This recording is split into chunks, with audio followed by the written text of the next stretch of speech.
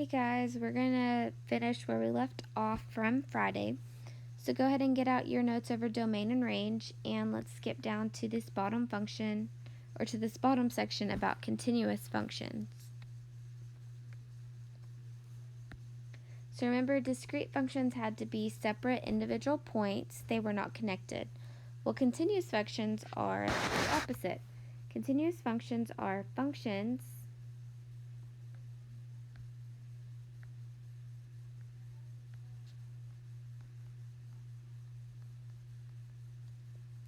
with an infinite amount of points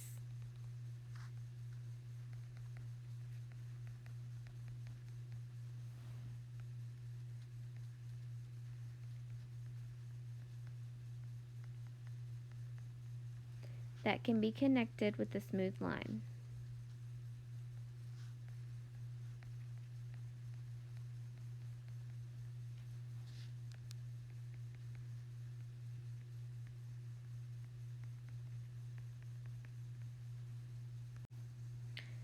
So if this domain down here, for example, was like feet,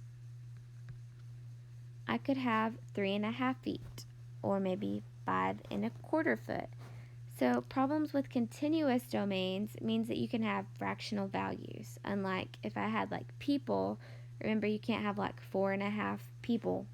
Okay, you want to keep that as whole numbers. Continuous functions, you can have fractional values. So let's go ahead and look at the domain. Remember, domain is all of the x values.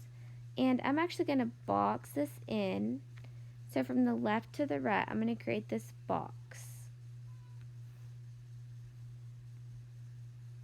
I can tell that my least x value is at 0, and then it continues all the way to 8.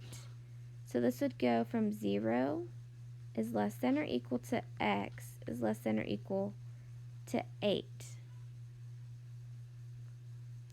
We could also write this as an interval, 0, 8, and bracket both of those. Now let's switch and do the range. So now we're working from bottom to top, and we're going to finish boxing this in. So my least y value is 0, and my greatest y value is 150. So I could write 0 is less than or equal to y is less than or equal to 150. Or we could say 0 to 150 with brackets. That's why we did the interval inequality lesson a couple days ago. Okay, now let's switch and go to this example. So this is a case of a unbounded interval. The previous example was bounded because you have a beginning and an end, but this one you don't. You just have a beginning point right here.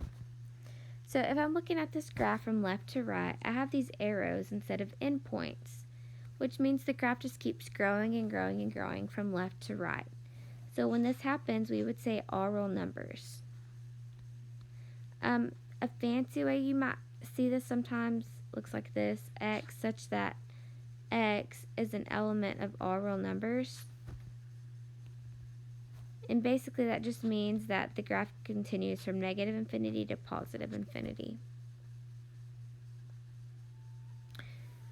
Alright, but now let's look at the range. So for the range, my starting value is at -4. And then I need to ask myself, are all of the y values getting bigger than -4 or smaller than -4? And I can look that all of these values are greater than -4. So every value on this graph is bigger than -4. So I would start off at y is greater than or equal to -4, because any point on the graph would have to be greater than -4. And then to write this as a interval, I know that I would be starting at -4 with the bracket and continuing to infinity. Okay, last example. So this graph really doesn't have a beginning or an end point. It just keeps growing again from left to right. So I would say the same thing, all real numbers. And let me write up here just so you can remember that that's what that means.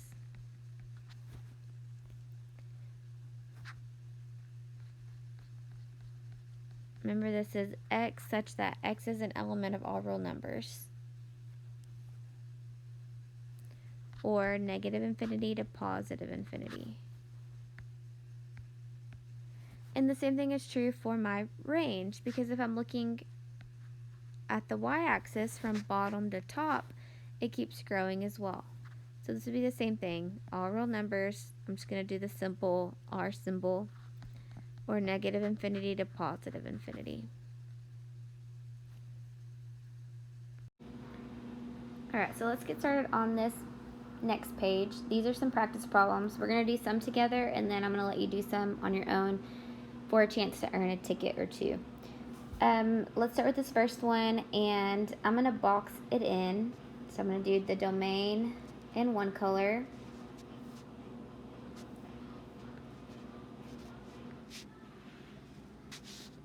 and then the range in another. Okay, this function has a beginning and an end point, but one of the circles is open. So let's start with the domain. I need my least x value, and I can see that that's at -5. So my graph starts at -5 on the x-axis, and then it would just be less than x, less than or equal to, and then the graph stops when x is at 0. Because this is an open circle on this first less than sign, I don't need to put an equal sign under it. Okay, and then I can write it also as an interval from -5 to 0, but I would parenthesis -5 and bracket 0. Now for the range, we're going to go on the y-axis, so the least y value to the greatest y value. So I can see that my graph starts at -4 on the y-axis,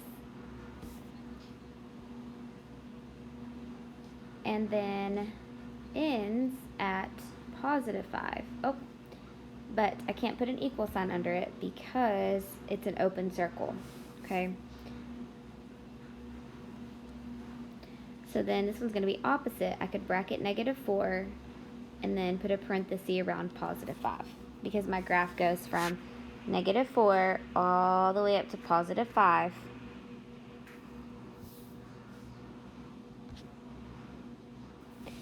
Alright, I want you to do number 2 on your own.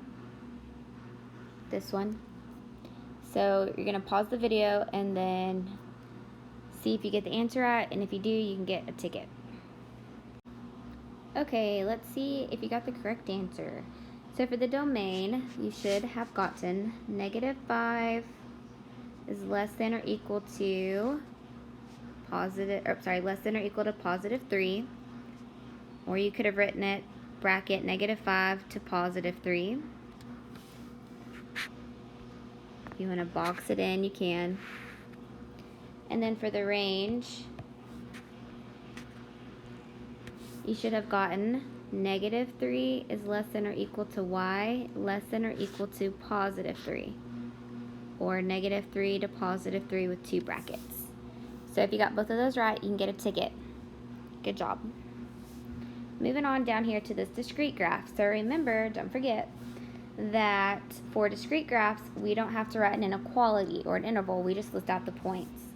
So for this domain, I'm going to start on the furthest left with my x-axis, and my first point would be at -3, and then do your curly bracket, and then -2.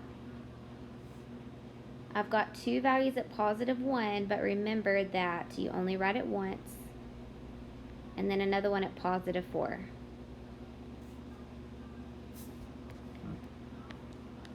Now we're going to switch and move bottom to top and look at the y-axis.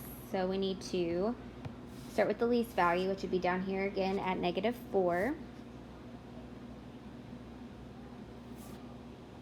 Then -2. 0, 3, whoops, that was a bad 3, there we go, and then 5.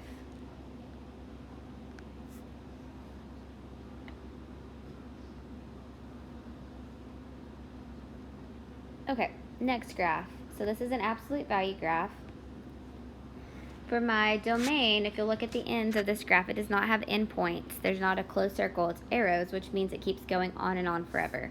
So you could write out the whole fancy x such that x is an element of all real numbers, or let's just do the all real number symbol. And then you could also write it as an interval from negative infinity to positive infinity, because this graph just keeps growing from the left to the right. Okay, now for the range, we need to figure out, well, what's my starting point? And I can see that the maximum of this graph is up here at 3 on my y-axis. And then all of my values are less than that. So any point along this graph would be less than that positive 3. So I would start at y, since I'm on the range, and I would say y is less than or equal to positive 3. Or you could write it from 3 to infinity.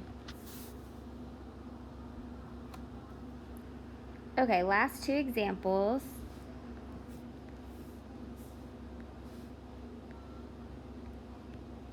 So both of these have endpoints on the end of them.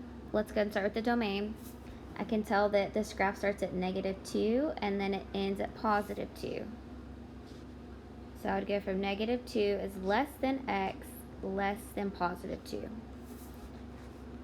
So I could have any number between negative 2 and positive 2, but it can't equal those two numbers because it's an open circle. Now let's switch and do the range. The least y value is at negative 3.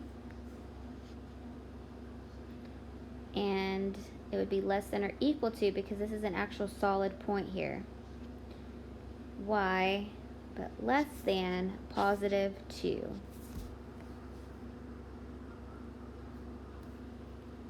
Alright, I want you to do this last one on your own, this last discrete function, so you can pause the video again and see if you got it right to get a ticket. Alright, here's your answers. So for the domain, you should have gotten negative 3, negative 2, positive 1, 2, and 5. And then for the range, you should have gotten negative 5, 0, 1, and 4. So if you got both of those, you can get a ticket. Good job. All right, that's it for the notes today. I hope you guys have a great day. Bye.